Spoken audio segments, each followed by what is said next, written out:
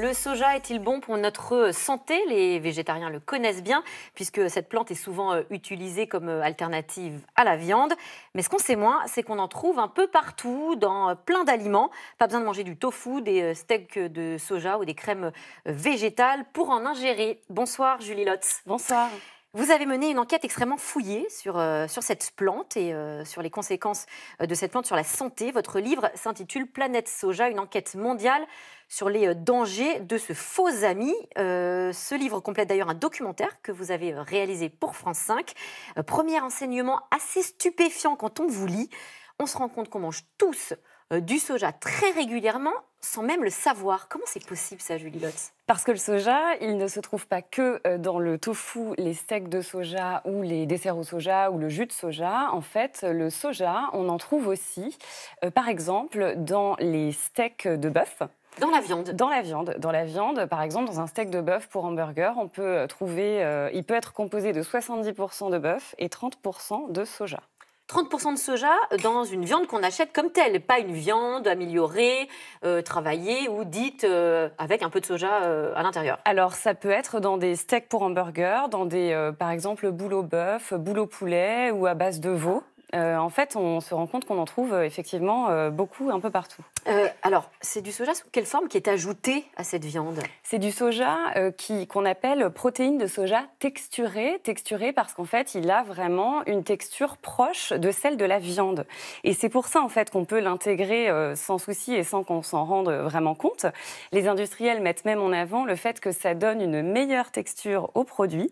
Mais la fameuse viande moelleuse, hein, ouais, c'est ça? Exactement. Mais surtout, en fait, ce que ça leur permet de faire, c'est de grosses économies parce que le soja coûte presque 2 fois moins cher que la viande. On est d'accord qu'on n'est pas du tout sur le soja qu'on appelle comme tel. Je pense aux petites graines germées blanches.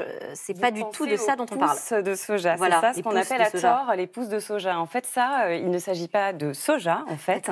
Il s'agit de haricots mungo. On a appelé à tort ces pousses soja pendant des années, mais aujourd'hui, c'est interdit. Alors, pourquoi est-ce qu'on consomme autant, non pas de pousses de soja, mais de cette poudre de soja, ou de soja d'ailleurs dans des steaks de tofu, dans des desserts? Est-ce qu'il y a des avantages nutritionnels? Je pose la question parce qu'on nous a quand même longtemps vendu ces produits comme une sorte d'avantage bien-être. Le soja est un aliment intéressant d'un point de vue nutritionnel. D'accord, vraiment. Vous nous rassurez. Oui, en fait, c'est vraiment une source intéressante de protéines. D'accord. Il en contient beaucoup. Et c'est aussi ce sont en fait des protéines qui contiennent très peu de graisses saturées. Donc ça aussi, c'est un avantage nutritionnel. Oui, parce que ça veut dire quoi? Moins de cholestérol? Ça veut dire pas de cholestérol, effectivement. Ça veut dire des aliments moins caloriques. Donc effectivement, le soja, pour cette raison-là, peut être intéressant à intégrer dans son alimentation. En revanche, ce qu'on sait moins, c'est que le soja contient aussi des molécules, pour simplifier, qui ressemblent aux hormones féminines. Elles sont appelées les phytoœstrogènes. Phyto pour plante, œstrogène pour hormones sexuelles femelles. Donc en gros, le soja, c'est le végétal qui contient une grande quantité de phytoœstrogènes. Et ça, on le sait moins. On le sait même pour certains pas du tout. Si je comprends bien, ça veut dire que manger du soja, les steaks, le tofu ou même le soja ajouté dans la viande, ça peut avoir des conséquences sur des hormones féminines qu'on ingère, et donc quoi, sur le corps des hommes, des femmes d'ailleurs? Alors ça peut effectivement avoir des conséquences au niveau, par exemple, pour les femmes, des cycles menstruels. Ça peut avoir des conséquences pour la fertilité. Comme quelles conséquences? Des problèmes de fertilité, des difficultés effectivement à avoir des enfants pour les femmes. Les autorités sanitaires françaises en 2005 ont émis un rapport sur la question. En 2005, ils faisaient mention de risques, exactement. Ils faisaient mention de risques, donc notamment pour les femmes enceintes, pour les femmes ayant eu un cancer du sein hormonodépendant, parce qu'en fait, ça risque d'aggraver en fait, ou de faire revenir ce cancer. En 2005, ils ont dit il faut faire attention, il faut l'indiquer sur les emballages des produits. Alors, est-ce que c'est indiqué? Absolument pas.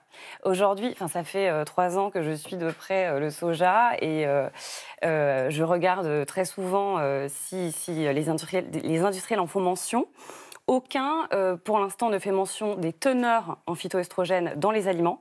J'en ai trouvé qu'un seul qui mettait en avant les risques et qui le déconseillait aux enfants en dessous de 3 ans et aux femmes enceintes. Vous parlez des enfants, c'est intéressant parce qu'en effet, moi je pense notamment là quand je vous entends parler d'hormones féminines, aux petits garçons à qui on peut avoir, voilà, si dans la famille on mange un peu végétarien, à qui on peut avoir tendance à donner du jus de soja, le lait de soja ou des crèmes dessert au soja, c'est problématique?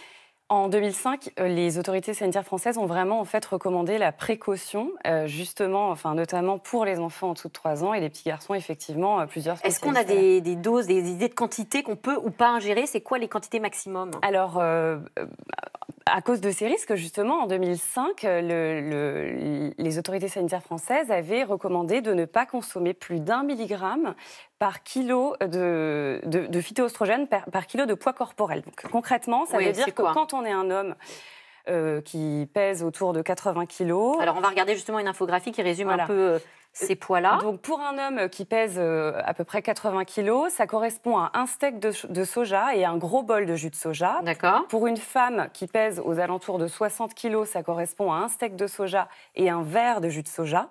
Pour un enfant d'une quarantaine de kilos, avec un demi-steak de soja, on a déjà dépassé la limite. Est-ce que vous savez si les Français en consomment beaucoup ? D'après une dernière enquête de la Sojaxa, c'est l'association de promotion des aliments au soja, elle met en avant qu'aujourd'hui, 7 Français sur 10 ont déjà consommé du soja. Et ce qui est intéressant, c'est que 59%, d'après leur enquête, pensent que c'est un produit bon pour la santé. Donc, encore une fois, ça peut être effectivement intéressant d'un point de vue nutritionnel, mais le problème, c'est qu'on met souvent... Ouais, exactement. On met souvent en avant, justement, uniquement les bienfaits, sans mentionner les risques. Juste une question quand même, la population asiatique, depuis des générations, se nourrit principalement à base, enfin entre autres avec du soja. Je ne crois pas qu'elle soit particulièrement malade. Alors effectivement, les Asiatiques sont de gros consommateurs de soja depuis des siècles, mais en fait, ce qu'ont montré plusieurs chercheurs, c'est qu'ils ne consomment pas les mêmes types de produits.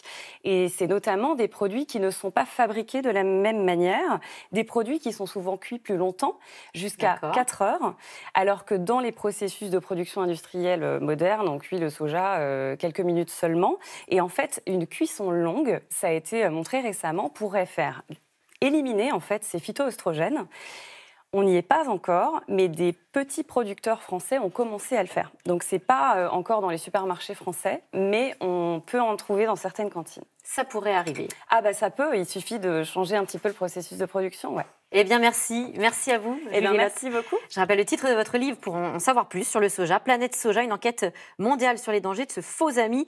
C'est aux éditions du Rocher. Tout de suite, c'est dans l'air avec Caroline Roux, une émission consacrée à la crise du coronavirus qui continue de se propager en France. 377 cas, 6 décès. L'exécutif affiche sa mobilisation. Le président a réuni aujourd'hui les principaux acteurs de la recherche sur le virus. C'est dans l'air est intitulé ce soir, Stade 3, la France se prépare. Bonne émission à vous.